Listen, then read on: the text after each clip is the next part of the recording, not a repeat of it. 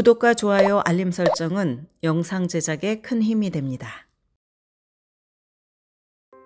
11학년 아들을 둔 남가주의 한 학부모는 SAT 테스트 센터에 아들을 데려다주기 위해서 최근 왕복 80마일을 운전을 했습니다.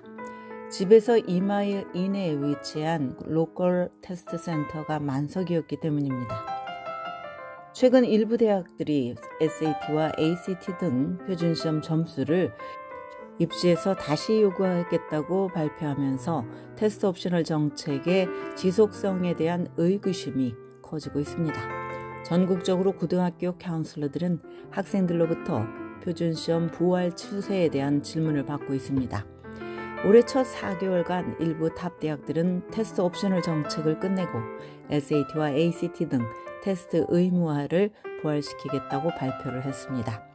하버드 대학과 다르머스대, 브라운대, 캘텍, 예일대 등이 잇따라 의무화 정책을 재도입을 발표했고 그 중에 예일은 SAT와 ACT, AP, IB 중에서 한 가지를 선택해서 점수를 제출하도록 하는 테스트 플렉서블 시스템을 채택을 했습니다.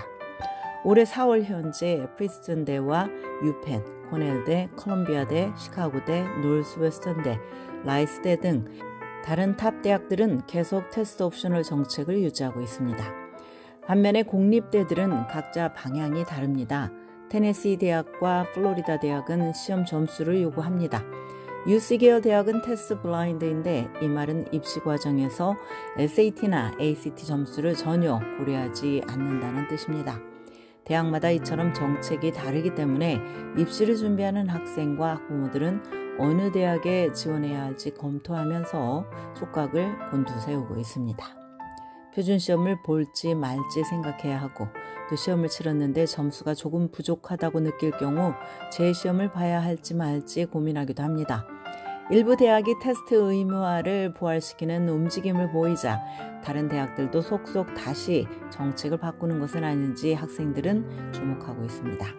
이 밖에 연방대법원이 대학 입시에서 인종을 고려하는 Affirmative Action을 폐지한 것, 이에 맞서서 일각에서 동문 자녀에게 혜택을 주는 레거시 제도를 금지해야 한다는 비판이 일고 있는 것 등도 입시 과정에서 큰 변수로 작용을 합니다.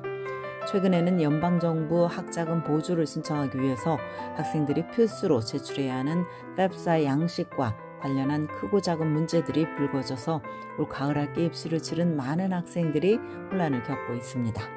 이처럼 대학 입시의 방침 및 과정과 관련해서 여러 변화가 동시다발적으로 진행되고 있어서 학생들은 과거 어느 때보다 신경 써야 할 부분이 많습니다. 당장 표준시험에 대해서는 2025년 가을학기 입학을 위해서 올 가을과 겨울 대입 원서를 제출할 현 11학년 학생들에게 해당되기 때문에 SAT나 ACT 점수를 반드시 내고자 한다면 지금부터 5, 6개월 안에 시험을 치러서 만족스러운 점수를 받아야 합니다. 성취도가 높고 야망이 큰 고교생들에게 SAT나 ACT는 적지 않은 스트레스를 줍니다. 이들은 주로 선발 기준이 높은 명문대에 지원하기 때문입니다. 엘리트 대학들은 입시 경쟁이 워낙 치열해서 지원자는 원서의 어떤 항목에서도 약점을 보이고 싶지 않아서 표준시험 점수를 최대한 높여야 한다는 부담감을 가질 수밖에 없습니다. 표준시험 점수 의무화의 정책을 부활한 대학 중에 MIT, 조지타운은 선발주자에 속합니다.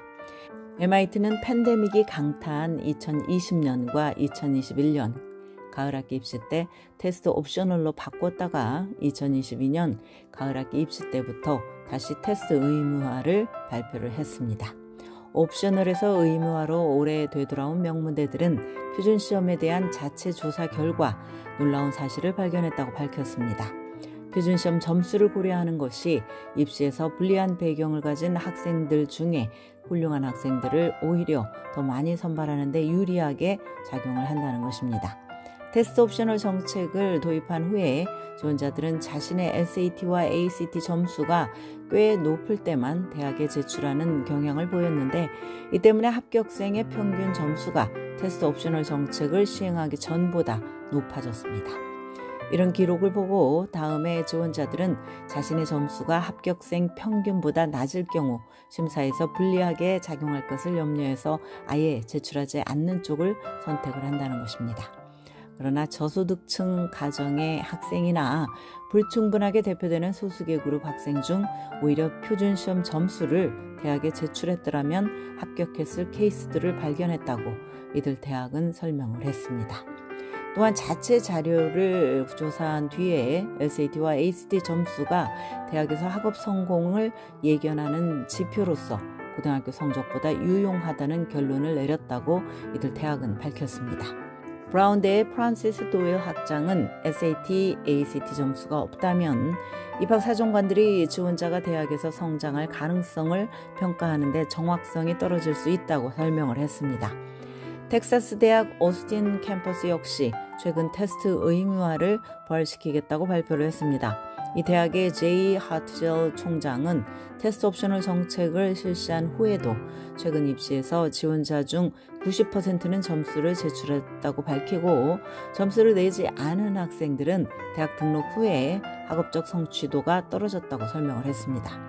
브라운대 경제학 및 국제공공정책 교수인 존 프리드맨 교수는 신입생 선발 기준이 높은 대학들이 테스트 의무화를 재도입하는 것이 놀랍지 않다고 말했습니다. 칼리지 보드에 따르면 팬데믹이 강타한 2020년 미국의 SAT 수험생 숫자는 급락했으나 이후 매년 다시 증가하는 추세를 보이고 있습니다. SAT와 ACT가 명문대 입시에서 부활하고 있는 것은 확실해 보입니다. 지금까지 교육전문 컨설팅 그룹 어드미션 메서스 진아킴이었습니다.